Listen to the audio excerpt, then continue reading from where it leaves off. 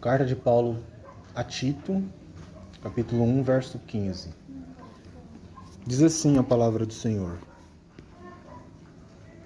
Para os puros, todas as coisas são puras, mas para os contaminados e infiéis, nada é puro. Antes, até a sua mente e consciência estão contaminadas. Amém. Que Deus abençoe a leitura da palavra no nome de Jesus. O assunto que nós vamos abordar hoje, nessa primeira parte, é sobre a consciência impura.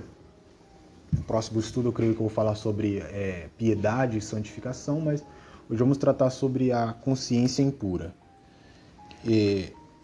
Esse versículo aqui que nós lemos, como diz uma frase, até o diabo tem os seus versículos preferidos. Ele fez isso citando um monte para Jesus, né? Então, eu diria que a filosofia libertina, ela usa desse versículo para dizer o seguinte, todas as coisas são puras para mim porque eu sou puro, então posso fazer todas as coisas, porque todas elas são puras. Então, a embriaguez, o tabagismo, fumar cigarro, ou qualquer outro tipo de vício, devassidão, imoralidade sexual, a mentira, qualquer tipo de vício, essas pessoas vão considerar que são puros pelo fato de elas se dizerem ser justificadas por Cristo, de se dizerem puras. Então, todas as coisas pecaminosas, no entendimento deles, seriam puras pelo fato deles serem puros. Eles usam esse versículo de Paulo aqui a Timóteo para dizer isso. Então, é claro que essas pessoas elas não vão dizer isso de uma maneira aberta, como eu estou dizendo aqui. Elas não vão falar, eu cometo esse tipo de pecado mesmo, mas para mim o pecado é normal porque eu considero ele puro, porque eu sou puro. Ele não vai dizer isso abertamente, mas ele vai ter atitudes que vão demonstrar que ele crê dessa maneira. Então, todo o problema que a pessoa tem, todo o problema que nós temos na nossa vida são problemas teológicos. É porque em alguma parte da doutrina da palavra nós estamos em falta. Qualquer área da nossa vida, qualquer problema é um problema teológico que nós temos. Então, para entender o que Paulo está dizendo nesse versículo, eu quero olhar com os irmãos aqui o contexto. Se você não olhar o contexto, você não vai entender o que está sendo dito. Então, no versículo 5 do capítulo 1, Paulo diz assim a Tito: Por esta causa te deixei em Creta. Então, Paulo deixou Tito, um filho na fé, na ilha chamada Creta. Então, ele estava ali para estabelecer uma igreja entre os cretenses e Paulo, no decorrer, ele vai falar de algumas coisas que esses cretenses tinham e que Tito teria que tomar cuidado com essas pessoas para estabelecer a igreja ali. Então, Tito ele está nessa ilha, em uma igreja entre os gentios. No verso 12 e verso 13 do capítulo 1, Paulo diz assim a Tito: Um deles, o seu próprio profeta, ou seja, um filósofo antigo dessa ilha, dizia o seguinte: Os cretenses são sempre mentirosos, bestas ruins, ventres preguiçosos, e este testemunho é verdadeiro. E Paulo ainda concorda com o que o filósofo antigo deles dizia. Então, ou seja, haviam pessoas ali naquela ilha que estavam sendo convertidas ao evangelho, mas que elas vinham dessa cultura gentílica totalmente contrária aos princípios de Deus. Então eram pessoas bestas, como Paulo diz, bestas enjauladas. Eram pessoas que viviam numa cultura que era oposta ao que o evangelho ensinava. E ventre preguiçoso. No verso 6, Paulo diz assim para Tito: Aquele, ou seja, dentre esses cretenses, aquele que for irrepreensível, marido de uma mulher, e que tenha filhos fiéis, e que não possam ser acusados de dissolução, nem são desobedientes, porque é necessário que o bispo seja irrepreensível, como mordomo da casa de Deus, não soberbo, nem iracundo, e nem dado muito ao vinho, nem espancador, nem cobiçoso de torpe ganância, mas dado à hospitalidade, amigo do bem, moderado, justo, santo, temperante, retendo firme fiel palavra, que é conforme a doutrina, para que seja poderoso tanto para demonstrar com a sã doutrina, como para convencer os contradizentes. Então, Paulo disse isso para Timóteo: eu deixei nessa ilha para você fundar uma igreja aí, mas não é qualquer pessoa que você vai colocar no cargo de presbitério, vai ser presbítero ou bispo da igreja. Existem pessoas que não vai catar qualquer um e colocar lá, não. Porque aí essas pessoas, elas vêm de uma cultura onde você pode, um marido aí tem 2 esposas, não, esses aí você não coloca. Eles vão, se eles acreditaram no evangelho, você acolhe ele na igreja aí, mas não dê cargo nenhum para ele. Não é assim não é dessa maneira que funciona. Então tem todo esse contexto por trás daquela declaração de Paulo. Então, não era qualquer tipo de pessoa que podia entrar ou ter um cargo ali na igreja que Tito estava fundando, mas pessoas que possuíssem um certo tipo de influência positiva, que demonstrasse aos demais irmãos da fé como era o evangelho, o caminho de Cristo. No verso 10 e no verso 11 do capítulo 1, Paulo diz assim a Tito: porque há muitos desordenados, faladores, vãos e enganadores, principalmente os da circuncisão, os quais convém tapar a boca. Outra informação que Paulo nos dá é que também ali naquela ilha havia judeus cristãos que eles estavam querendo converter pessoas à seita judaica messiânica, só que ao mesmo tempo eles negavam o evangelho de Cristo. Paulo chega a dizer que eles são desordenados, faladores, enganadores, principalmente os da circuncisão, ou seja, principalmente judeus que se converteram ao evangelho, entre aspas. E esses judeus que se dizem que converteram ao evangelho, que acreditam em Cristo, melhor fosse que eles ficassem de boca fechada, porque eles não sabem de nada. Então, tome muito cuidado com esse tipo de pessoa. No verso 14, que é o versículo antes do que nós lemos, Paulo diz assim, que esses judeus cristãos diziam o seguinte: não dando ouvido às fábulas judaicas, nem aos mandamentos de homens que se desviam da verdade. Era isso que esses judeus cristãos faziam. Então, Paulo aqui alertou a Tito sobre todo esse enredo que existia ali naquela ilha. Primeiro, que existia aquele povo que vinha de uma cultura totalmente devassa, totalmente oposta à verdade do evangelho, e que também havia judeus cristãos ali que se diziam crer no evangelho, mas que de alguma certa forma ele queria levar aqueles cretenses, aqueles gentios ali, a crer no evangelho que mostrasse uma purificação através das obras da lei. Então, Paulo diz que era para Tito tomar cuidado com esse tipo de pessoa. Então, os judeus que alegaram ser cristãos, mas buscaram estabelecer os ritos, fábulas judaicas, esses se desviaram do evangelho. Todo cristão que parte por esse mesmo princípio é uma pessoa que se desviou do evangelho. E não é à toa que, em algum momento da caminhada de Pedro, ele fez a mesma coisa. Então, que nós vamos ver isso no estudo que vem. No verso 15, Paulo diz: todas estas coisas, como nós entendemos o contexto, ele está falando das fábulas judaicas. Todas essas coisas, aquilo que o judaísmo ensina sobre comer, sobre o que é puro e o que é impuro. Todas essas coisas são puras para os puros, mas nada é puro para os contaminados infiéis. Antes, o seu entendimento e consciência estão contaminados. Confessa que conhecem a Deus, mas o nega com as obras. Ou seja, quando eles dizem que crê no evangelho, mas ao mesmo tempo eles querem se purificar através dos rituais da lei. Ou seja, eles negam que com as obras. Eles dizem que creem em Deus, nós acreditamos no Cristo, acreditamos no Evangelho, mas buscam a sua purificação através das obras, ou seja, negam a Deus com as obras. Sendo abomináveis e desobedientes e reprovados para toda boa obra. Então, todas as coisas puras aqui que Paulo está falando são relacionadas à lei de Moisés. Esse é o contexto. Ele está falando ali sobre os judeus que viviam ali. Então, quando Paulo está dizendo aqui, ele não está falando de coisas... então é todas as coisas do mundo. Não, ele está falando do contexto. É sobre a lei de Moisés. Aquilo que a lei diz sobre ser puro e impuro. Então, todas as coisas são puras para os puros. Agora, para nós entendermos isso, a pergunta que surge é: o que é impuro para os judeus? O que para os judeus é considerado impuro? Comer carne, porco, que é impuro para o judeu. Não ser circuncidado, não guardar o sábado. Eu coloquei uma definição aqui mais... Também. Coloquei uma definição aqui ainda mais crítica, eu diria. 98% das coisas que existem é impuro para o judeu.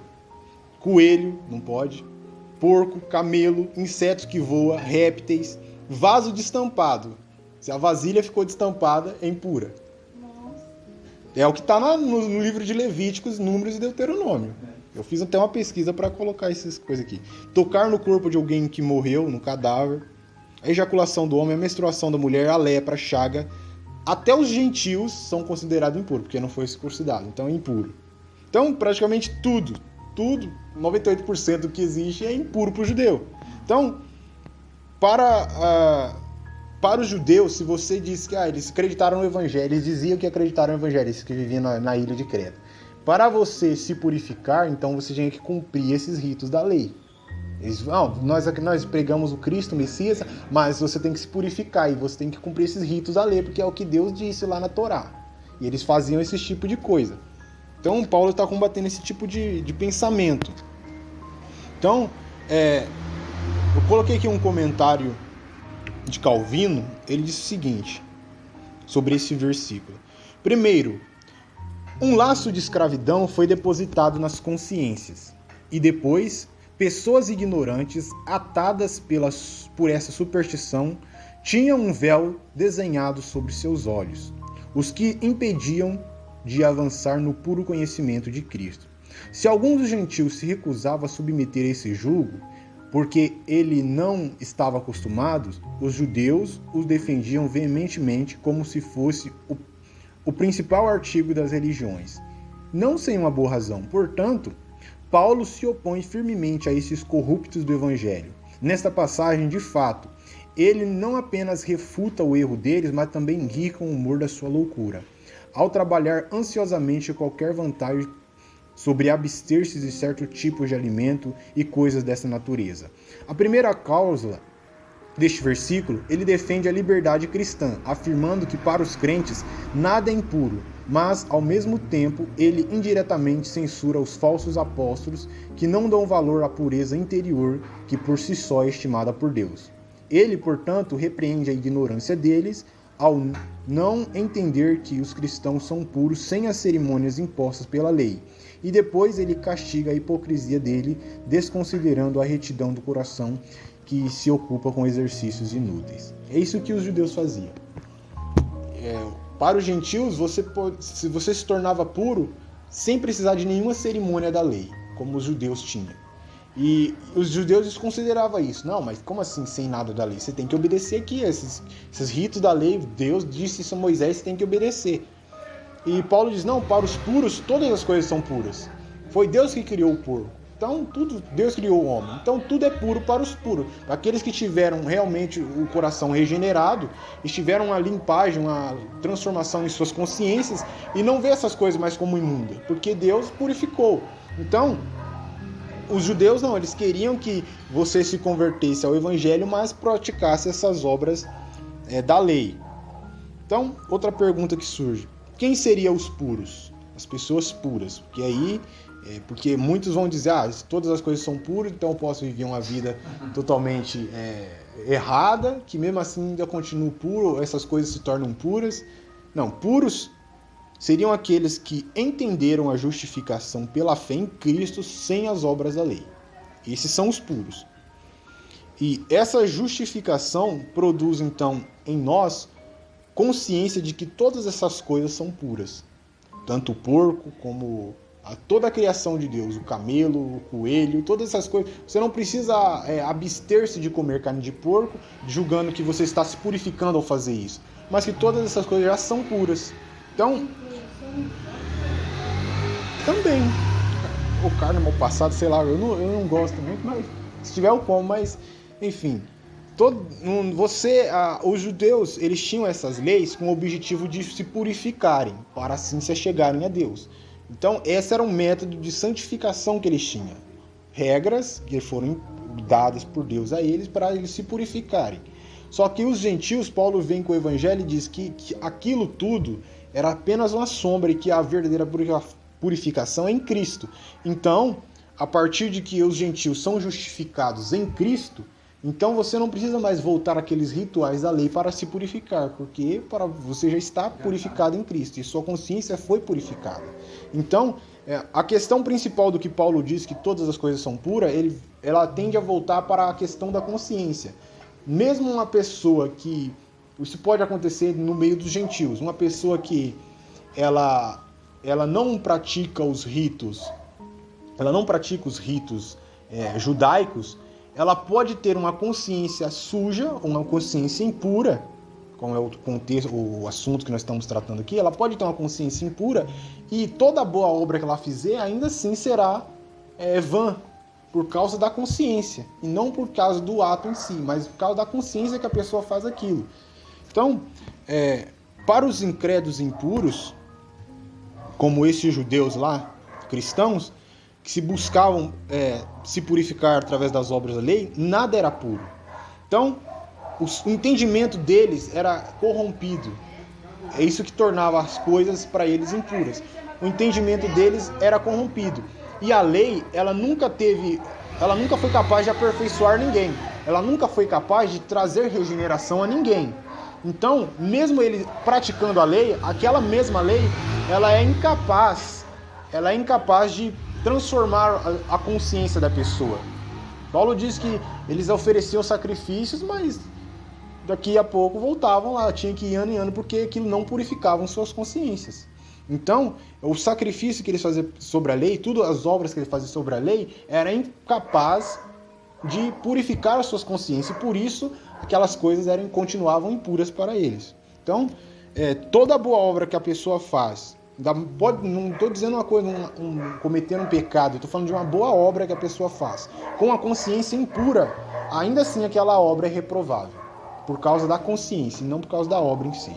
Então, qualquer pessoa que busca se justificar ou se purificar através de uma obra, aquela obra em si é reprovável, aquela obra em si é impura, por causa da consciência da pessoa. Por isso que o legalista, ele não tem como você dizer, aquela pessoa ela é legalista, mas eu creio que por causa que ela faz tudo aquilo, ela vai para o céu. Não tem como fazer isso. Porque um legalista, ele está tentando se justificar através daquilo que ele faz, ele está tentando se purificar através do que ele faz. Então, por causa dessa consciência de querer, através dos seus próprios braços, suas próprias pernas, se justificar, mostra que a sua consciência está corrompida e por isso Cristo não fez nada aí dentro da pessoa, dentro do ser humano. Então, aquela pessoa ainda está sobre a condenação de Deus, sobre a ira de Deus. É verdade. Então, o contexto do que Paulo está dizendo é isso. Quando ele disse isso no versículo 15, é sobre esse assunto. Sobre aquilo que os judeus que viviam ali queriam impor sobre aqueles cretenses, aqueles gentios, que voltassem à lei, praticassem tudo aquilo.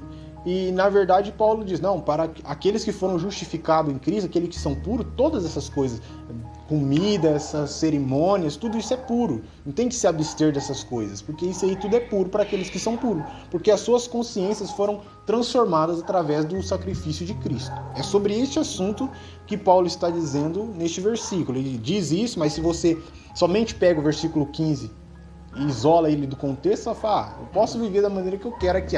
Eu tenho até a Bíblia para me apoiar. Aqui. Cristo que faz isso, não? Os arminianos? Os dois fazem. Toda pessoa irregenerados, pessoas que não foram nascidas de novo, tem de todos os lados. Então, todos eles vai ter um versículo que ele vai se apoiar e falar, aqui que satisfaz meu ego, eu vou me apoiar aqui. Aqui a Bíblia dizendo aqui.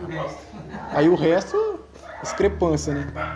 Então, é sobre nesse contexto que Paulo está dizendo aqui. Agora eu quero fazer algo que é aplicar essa escritura aqui no nosso contexto, no nosso cotidiano. Então, eu posso fazer todas as coisas? Posso assistir todas as coisas? Posso usar todas as coisas? Alguém responde? Eu posso fazer tudo o que eu quiser? Eu posso assistir tudo que eu quiser? Posso usar tudo que eu quiser? Depende desse posso. Quer dizer, condições de fazer, ou quer dizer fazer de qualquer maneira? Boa pergunta. Foi retórico, né? Ó, poder você pode. Porque não existe nenhuma lei que proíba você de fazer. No Evangelho não há lei que proíba a pessoa de fazer aquilo. Então, poder, você pode. O que você não pode é achar que pode fazer tudo isso e achar que é cristão. Poder você pode. Não tem nenhuma lei. Não tem nenhuma lei no Evangelho que diz, você não pode fazer isso. O Evangelho não tem nenhuma lei, porque a lei foi cumprida em Cristo. Então, Cristo é o cumprimento de toda a lei. Então, poder você pode. Ninguém está dizendo que você não pode. Você só não pode fazer isso e dizer, não, eu sou... Pode, ninguém está te impedindo, ninguém está te algemando. Oi? Já captou a escritura que eu ia citar. 1 Coríntios 6,12. Todas as coisas me são lícitas, mas nem todas as coisas convêm. Ou seja, eu posso fazer todas as coisas que o Paulo está dizendo. Todas elas são lícitas, mas nem todas elas me convêm. Todas as coisas me são lícitas, mas eu não me deixarei dominar por nenhuma. Então Paulo aqui, na segunda frase, na frase B do versículo 12, ele está falando sobre vícios. Não me deixarei ser dominado por nenhum. Ou seja, a partir do momento que somos dominados por algo, aquilo se torna o nosso vício. E isso é pecado. Então, quando algo na nossa vida é um vício, aquilo é pecado. Agora, a pergunta é o que seria vício? Porque eu sei que eu demorei um tempo para entender sobre isso. Eu também. Achei que certas coisas era vício, quando não é. O que é vício? Alguém dá uma definição, já que o Rogério está afiado? Vamos ver. Aí. Vício. Não tô falando... Não quer, tipo assim... Eu não estou falando do que a pessoa faz, mas o significado de vício ele é abrangente. Então não é só... a pessoa fuma, aquilo é um vício? Depende. Às vezes é um hábito. Às vezes, isso que eu ia falar. Às vezes é um hábito, não chega a ser um vício. O que é a definição de vício? É quando aquilo domina você, aquilo é o senhor da sua vida. É o senhor da O sua seu vida. corpo pede para você fazer aquilo? Não. Droga que é viciado, ele sente falta daquilo e faz qualquer coisa para fazer aquilo, senão ele fica louco, né? Sim, também, mas só que vício, a definição para vício seria aquilo que é mais importante para mim. Aquilo que é mais importante para mim, aquilo que eu não posso viver sem. O caso viciado de droga. Ele fica na fissura pela droga e ele tem que, senão, ele não consegue viver sem aquilo. Então aquilo é um vício.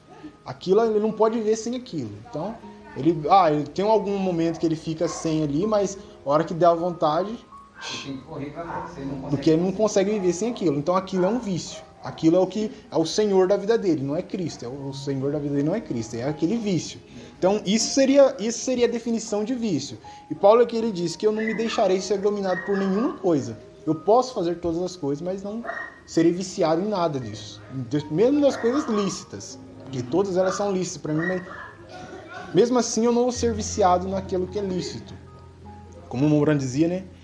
Só tem uma coisa que você não faz demais, é orar. O resto, tudo é demasiado se torna vício. Então, o que não vicia é oração. Então, você nunca vai orar demasiadamente demais. Então, embriaguez, um bêbado, ele considera o álcool mais importante na sua vida. Então, a pessoa ela se refugia no álcool e acha que o álcool vai ser capaz de suprir a falta que está dentro dela, a falta de Deus, que é a maior falta que a pessoa pode ter na vida, né?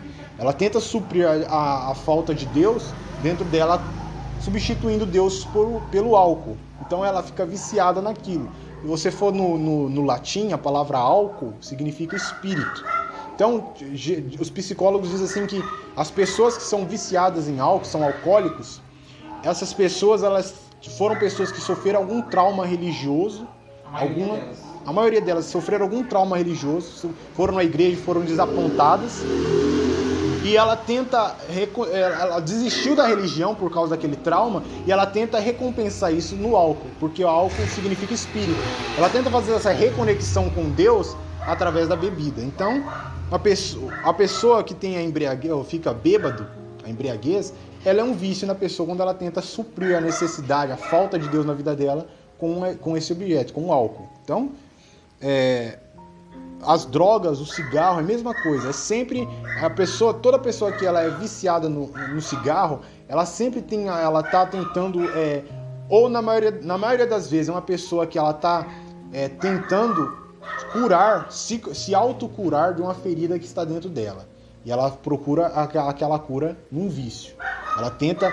Tem um psicanalista que ele diz o seguinte, que as pessoas que vivem... As pessoas, elas não são meramente carnes, corpos humanos, são simplesmente matérica. Elas são psíquicas. Elas são espíritos que se encarnaram.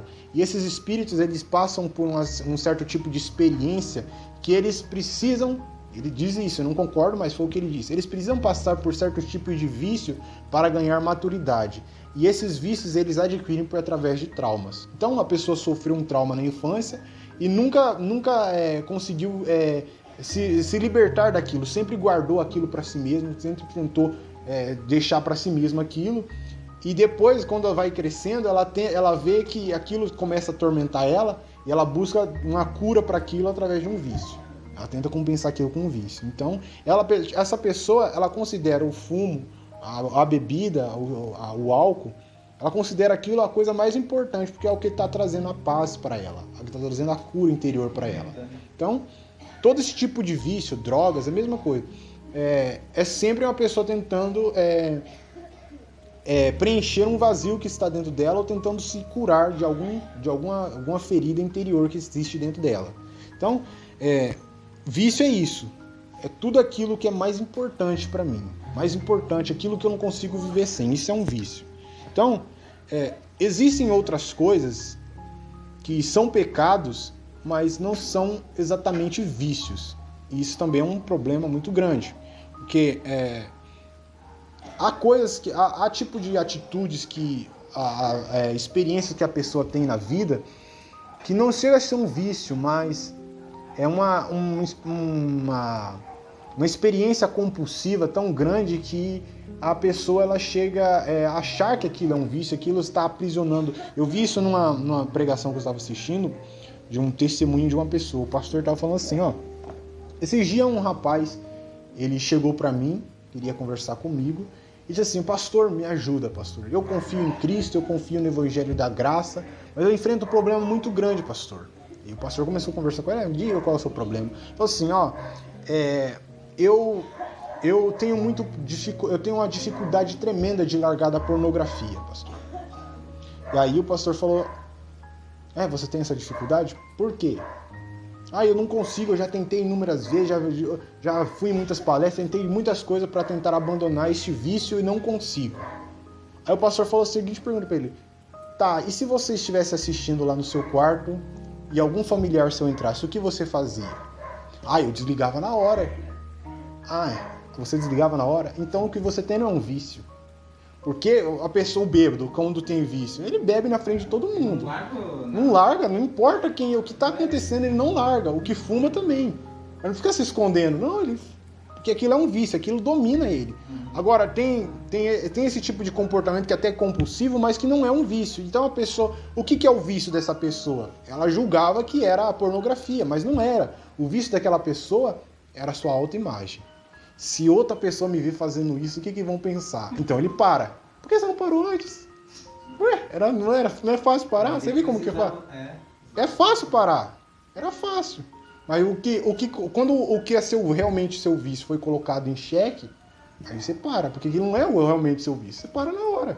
Então, existem outros tipos de coisa que assim, as pessoas até chamam de vício, mas não é. É só porque a sua autoimagem não está sendo depreciada. Então, aquilo passa despercebido. Então, como eu coloquei lá, alert spoiler, né? Muitas coisas que as pessoas querem fazer, elas não fazem por causa da opinião das outras pessoas a respeito dela. Então, eu não vou fazer porque o que aquela pessoa vai pensar de mim? Então é melhor não fazer. Mas por quê? Porque o vício daquela pessoa é sua autoimagem. Então, isso que eu já vou dar o spoiler do próximo estudo. Isso foi o que aconteceu com Pedro. Ele estava lá na mesa com os irmãos gentios, todo mundo comendo aquelas carnes que Paulo falou, para os puros tudo são puros. Estava lá comendo, tudo bem. Aí Paulo estava com ele lá. Tava Paulo, Barnabé, Pedro, os gentios, todo mundo comendo lá. Daqui a pouco chegou Tiago e os irmãos de Jerusalém. É como se nós tivéssemos assim, vamos tentar trazer para a nossa realidade. Vamos supor que tá... Eu vou dar o meu exemplo, porque eu não quero depreciar a imagem de ninguém. Supor que tá o irmão Jonas, de camisa regata, bermuda, o irmão Rogério de camisa regata, bermuda, eu de camisa regata e bermuda. Estamos aqui conversando, falando, lá no legalismo eles proibiam essas coisas, nós sabemos que isso aqui não tem nada a ver com questão de salvação, não tem nada a ver isso aqui. E tudo bem, vocês têm um entendimento sobre a liberdade que temos em Cristo, mas daí de repente chegam os irmãos de Jerusalém, que nem Tiago chegou lá na mesa. Aí chega o pastor Diógenes. Aí o irmão... É isso que Pedro fez. Quando o Tiago chegou, aí Paulo já levantou, Pedro. Ué, que você tá fazendo, irmão? Que hipocrisia é essa? Porque você vê, mas não era nada de errado, mas o que era o vício de Pedro ali? O que Tiago e os irmãos de Jerusalém vão pensar se me ver comendo com os gentios? Porque isso aqui lá na lei judaica não pode comer. O que eles vão pensar? Ou seja, a opinião dos outros era mais relevante do que a liberdade que Pedro tinha em Cristo. Então ele preferiu parou na hora. Então isso aí nós vamos tratar no assunto do estudo que vem, mas em 1 Coríntios 10, 23, diz assim, todas as coisas me são lícitas, é outra escritura, mas nem todas as coisas convêm. Todas as coisas me são lícitas, mas nem todas as coisas edificam. Então, todas as coisas me são lícitas, Paulo diz, mas eu não sou viciado, eu não me deixei dominar por nenhuma. E mesmo as coisas que são lícitas, eu não vou fazer elas se elas não edificarem. Então esse era o prumo que Paulo tinha para construir a sua santificação. Não era uma lei. Ele fala, aquilo, se não edifica, eu não vou fazer. Não é que tem uma lei que está proibindo. Não está me edificando. Não vejo nenhum crescimento espiritual com isso. Então, se eu não estou vendo nada que possa equacionar a minha vida, então eu prefiro não fazer. Não porque existe uma lei. Porque eu simplesmente não quero fazer. Então, a questão é que existe uma doutrina que, na verdade, é um fato, uma doutrina baseada em um fato, por trás que está impulsionando esse querer de Paulo. Então existe tudo isso por trás, mas o fato de ele não fazer isso não é porque exista uma lei. Então mesmo todas as coisas me são lícitas e eu não sou viciado em nenhuma delas, não me deixei ser dominado por nenhuma delas. E mesmo que elas sejam lícitas, se elas não me edificam, eu não quero fazer. É simplesmente assim. Então, tem um sermão do irmão Branham que eu queria ler aqui, que coloca, foi uma vez que eu li estudei com quem ele? O Dariel. Agora que eu lembrei. Ele depois citou esse mesmo parágrafo para mim e cessou minhas perguntas. O irmão Branham diz assim na mensagem Espíritos Sedutores, de 1955. Parágrafo 43 e 44. Ele diz assim, alguém outro dia disse, irmão Branham, o senhor acha que é errado fazer certa coisa? Eu disse, por que você está perguntando? Se você está perguntando, ele já respondeu, né? Se você já está perguntando, por que você está perguntando? Está vendo? Se há dúvida em sua mente, deixe isso de lado, não faça de modo algum. Apenas fique com isso. Quando você começar a fazer algo, e se há dúvida em sua mente se é correto ou errado, mantenha-se distância disso. Não entre nisso de modo algum. Você sabe que você está certo. Romanos capítulo 14, verso 22, Paulo diz assim, tu tens fé? tenha em ti mesmo diante de Deus. Bem-aventurado é aquele que não se condena a si mesmo naquilo que aprova. Ou seja, eu acho que é certo fazer tal coisa. Aí eu faço e fico com a consciência impura, consciência pesada. Então você não fez com fé. Então você está condenando a si mesmo naquilo que aprova. Você disse que era certo fazer, por que agora você está se condenando? Então, Paulo fala, se tem fé, tem em ti mesmo. Pois bem-aventurado ou feliz é aquele que não se condena naquilo que aprova. Mas aquele que tem dúvida, se come, está condenado. Ou seja, o Pedro. É o Pedro. Eu acho que é certo comer carne de porco. Deus mostrou uma visão para mim lá atrás, depois do Pentecostes. Deus mostrou uma visão. Eu acho que é certo comer carne de porco. Daqui a pouco. Então ele foi condenado àquilo que ele aprovava. Então, mas aquele que tem dúvidas, se come, está condenado, porque não come por fé. E tudo que não vem de fé é pecado. Então, essa é a linha mestra de seguir. Eu acho que fazer tal coisa não é pecado. Faça, mas faça com fé. Se você mas eu tenho uma dúvida aqui, então não faça. Dom Brando chega dizendo num outro sermão, quando eu estava fazendo essa pesquisa, tinha um outro sermão que eu podia até colocar aqui. Ele chega a dizer aqui que se você for via fila de oração, venha com fé. Senão você nem se levanta.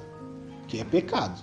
Se você não vai fazer com fé, não faça. E é uma coisa lícita, é uma obra boa ir na fila de oração. Mas se não faz com fé, tudo aquilo que não provém da fé é pecado. Até ir na fila de oração sem fé é pecado.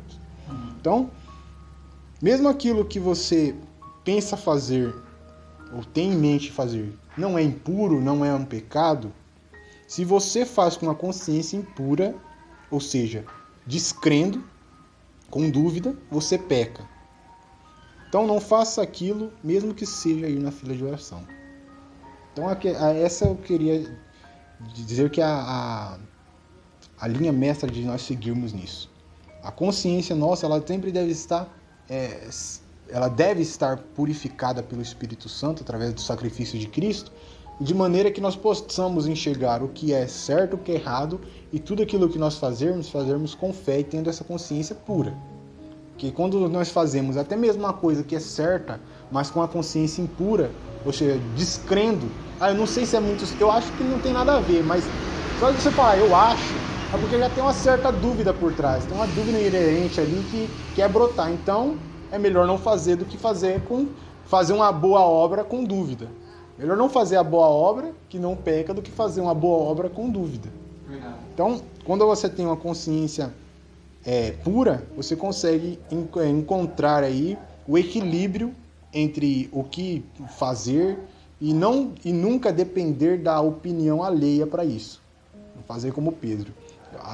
Faz assim e depende da opinião dos outros. O que os outros vão pensar. Porque, como eu disse lá no grupo, uma pessoa que ela segue dependendo do feedback da outra pessoa, dependendo da opinião alheia para praticar, para fazer, é uma pessoa que em certo momento ela vai ser uma pessoa dissimulada. Em certo momento, se os irmãos estão usando, eu vou usar. Se chegar outro irmão aí, ele vai para opinião. Mas é o irmão lá, o que o irmão lá vai pensar? Mas não é assim que o Evangelho segue, nós vamos ver sobre esse assunto no estudo que vem. Que Deus abençoe a cada um de vocês no nome de Jesus Cristo. Amém.